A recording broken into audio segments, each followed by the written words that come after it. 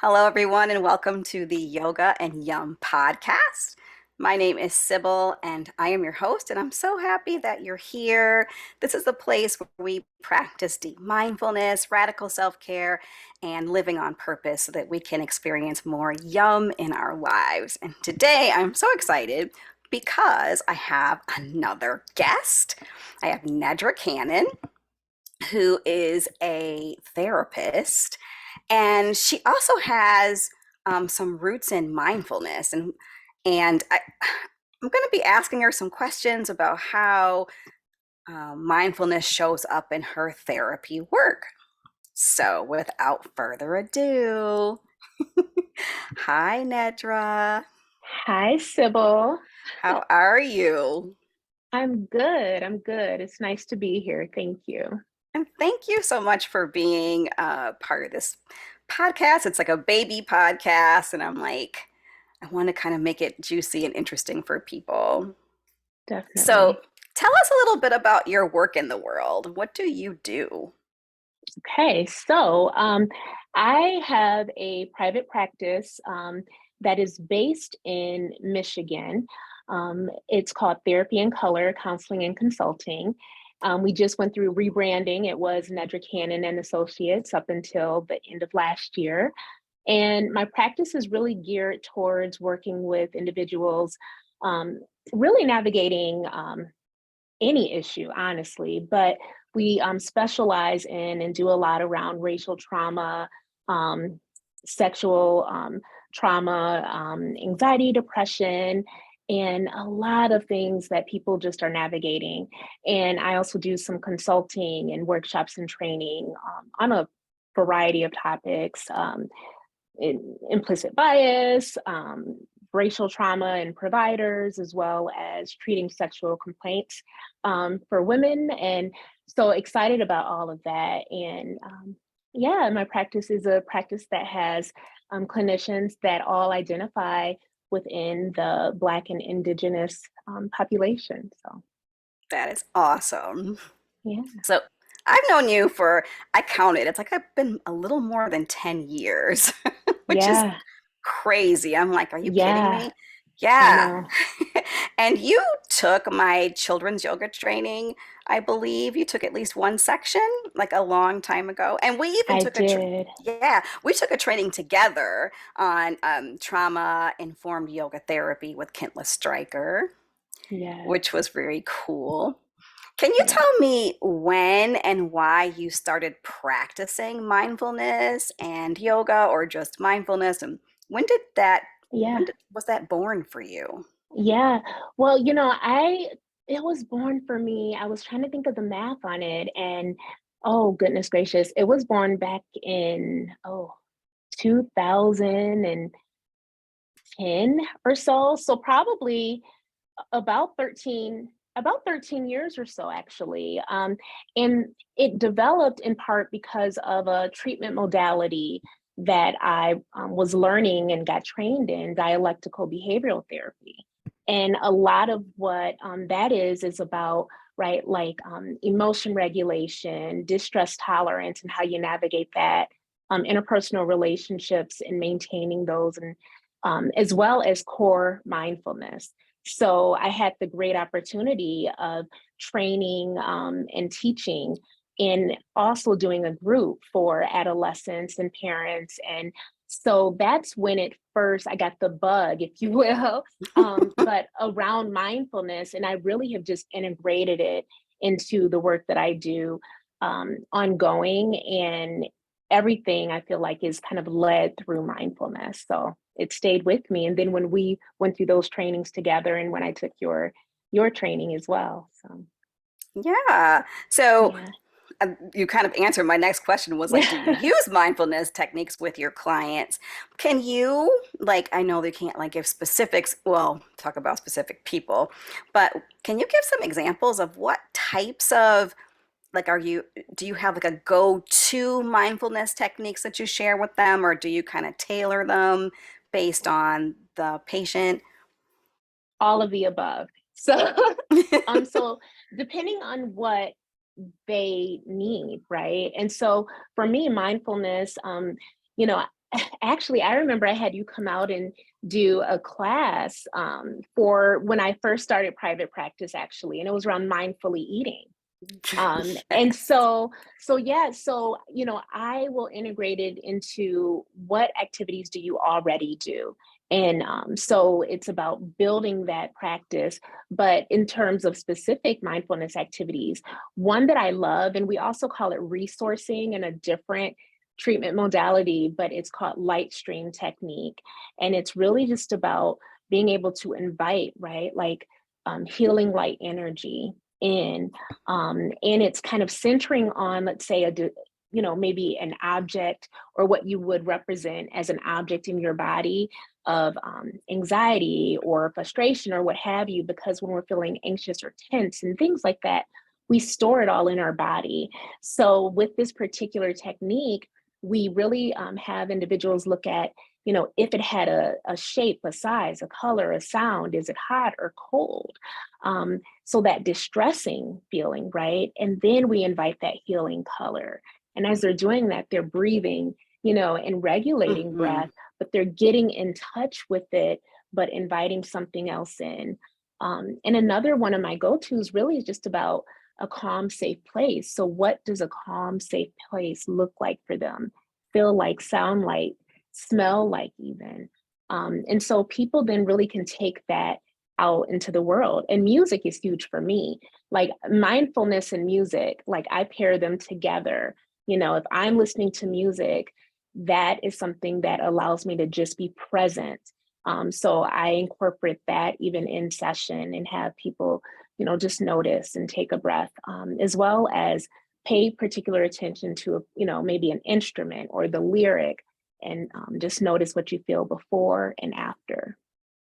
Oh, that I love that. And it's so Yeah. yogic too, because we use a lot of Yeah. that, imagining the healing white light and all of that. Mhm. So amazing. Yeah. And I'm glad that you even went into detail on what it could look like or feel like, because Yeah. people can actually use that, like just a little kind of fun freebie, like when you're going through stuff to kind of bring that in. Thank you so much for sharing Exactly. that. You're Yeah. welcome. Yeah. So have you always used mindfulness in your practice, or this is a two-part question. If not, how have your sessions like changed since you started Mm, bringing those things in? What, like from your patient side or your client? I'm not sure if right. you call them patients or clients or. Right. So depending on the setting that I've been in, right, it's clients or patients, right? But I would say I've always used it, but didn't know I was using it until I was taught the language around it. Hmm. You see what I mean? So, Yes. because again, like I always think about what makes sense for me as someone who is very driven by sight, by sound, by smell, by movement. And so before I even necessarily knew mindfulness, I've always been someone that has enjoyed dance and movement, right? And as much as I didn't prefer exercise in its whole terminology, walking was always something that I could do. So before I knew what it was, that's what I would utilize in session anyhow. Once I learned, right, like the terminology and more of the language around it, I have definitely incorporated more and used that term and using it like, I call it walking, talking therapy. And so I will encourage clients to do that when they're outside of session, because it allows the brain to process in a different way. And that is mindfulness, right? So just notice the rhythm, or notice the air as you're walking. And so again, integrating it throughout. Yes. And then it Yeah. becomes like part of your own practice. It becomes part of your routine or how Hmm. you kind of interact with life, if you will. It becomes part of Yes. that. Yeah, definitely. Oh, Definitely. I Yeah. love, I just, of course, I Yeah. love all this stuff. So just No, lights I me get up. it. No, I get it. And you said something earlier that I think is important too, because um, the skill, right, like that light stream technique that I was mentioning, sometimes you may only meet a person one time, right? They may come for, an intake and then leave. They may come, to meet with you for a session and they never come back, right? But for me, and even for you, I imagine there's something that you want to leave them with so they can take it with them no Right. matter what, right? And so I when I'm first meeting someone, I do my best to still just leave them with some tool, and that's so hopefully that will be helpful. But and I'm sure for you even there's some technique, right, that you may even just refer to, but it's we have to plant these seeds, right? So Yes. And it's yeah. funny that, and I kind of hope that too. And that's kind of Hmm. why I even started this podcast. Like, how can Yeah. I make that impression and not necessarily have to have Hmm. a physical practice, but Hmm. inviting guests on and kind of Hmm. like talking into the microphone. Yeah, yeah. So that's like really powerful. I love that. Thank you. Yes, you're welcome. You're welcome. N- Now, I know that you have created some, are they affirmation cards? You like created some, Journal, so they're journal prompts, but in a card deck format. yes. Because I don't often see those, right? I mean, I Hmm. see affirmation card decks and mindfulness, even, which is a beautiful thing. I even have one sitting on my shelf now, but mindfulness card decks. But what I wanted to do was create journal cards where people can just pull out, one of the cards and just, okay, here's this prompt, like what did I need when I was 10 that maybe, what did I need to hear when I was 10? And what can I say to myself now? Or, just even there's something in there related to food, like relationship with food. There's so many different topics in there, and I created them. They're journal cards for healing, growing, and thriving as a person of color. And that is, again, my heart, right? My heart is finding again different skills and ways and tools that we are able to heal, that we're able to connect, and that we're able to thrive. And so with these card decks, you can, the way I envision it and use it is you can do them on your own, right? You can have a girls night in, a guys night in, a family night in, and just pull from the card deck even, and just have conversation. It's great conversation starters. You can use them, therapists or even, yogis can even use them in practice. So they really can be used in so many different formats. And that really just was important to me because, I used to when I was little, right? I mean, I think a lot of us did have journals, Yes. Uh-huh. um, but then we sometimes don't go back to them. Right. But this is just an easy way, even just to verbally say it, read the question and just say it. So Yeah. Can you tell us yeah, the name of your deck again? it What's is. I'm gonna, matter of fact, I have one in my bag here. Yeah, I You may think not we be able need to to. know. Yes, it is the so it's called the Journal Prompts for Healing, Growing, and Thriving as a Person of Color. So as a POC, you probably can't see them too well, um, but they're Cool. available on Amazon, um, and they're also available on the place that actually produces them for me is called Vervant. And that's Vervante. So Okay, I'm going to make sure to yeah, put those links in the show notes so that people can get their perfect. hands on them. That's Perfect. awesome. Thank you for Thank sharing that. you. I had to bring Yeah. that up. I'm like, she has a thing. I have to like Yes. bring that Yeah. up. That's awesome.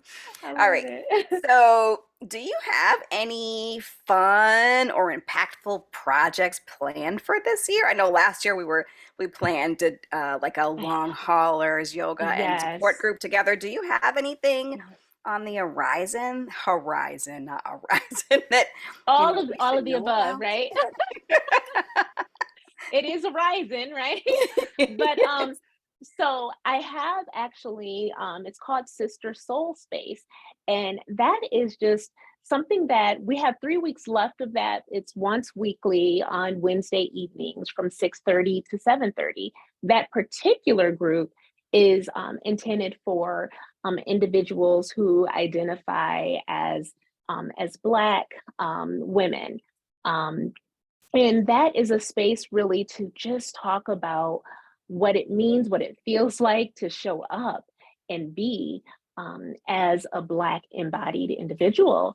And we do journal prompts within the group. So we always are leading with that. We talk too about, what it is to be in the workspace. We talk about, mothering. We talk about acts of forgiveness for self.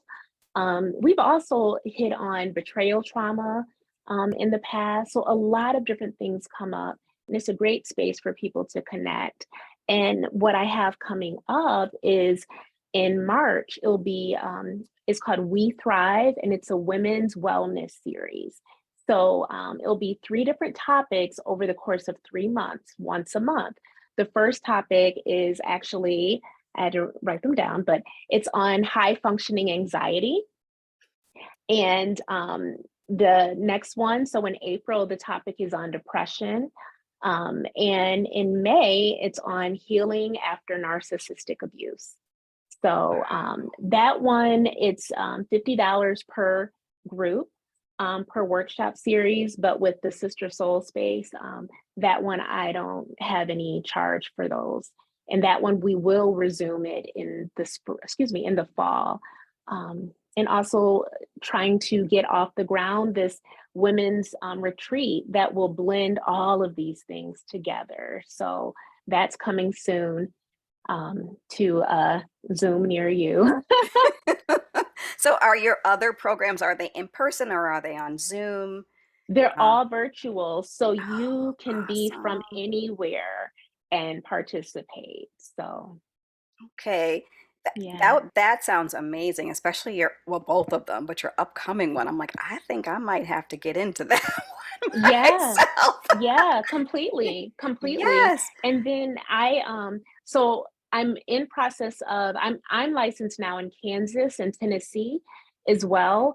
And so working at getting my practice expanded into those, but I'm able to see people for private pay via Tennessee right now. And Kansas, I do take insurance through for telehealth for both. So Well, yeah, awesome. Yeah, I'll have to yeah, after we're done with this interview, I have to get the links to that if you have them so I can put them in the definitely. show notes as well. So finally, where can people find out more about your work in the world? Do you have a website that you wanted to share or a blog? Yeah, so our website is www.therapyincolor.net. We're also on Facebook, and that's Therapy in Color Counseling and Consulting. And we're on Instagram and Twitter. And that's at underscore therapy, capital I for in, and color, the C is capital. That's awesome. Yes, I'm Yeah. so excited we had this conversation. I'm excited about Me your work in the too. world. And thank you so much for You're coming welcome. and being willing to be interviewed by my new baby podcast. Thank you so much. You're And welcome. thank you everyone for listening, and check out those links in the show notes so you can find out about more about what Nedra does in the world. And as always, here's wishing you all the yum in life. Peace.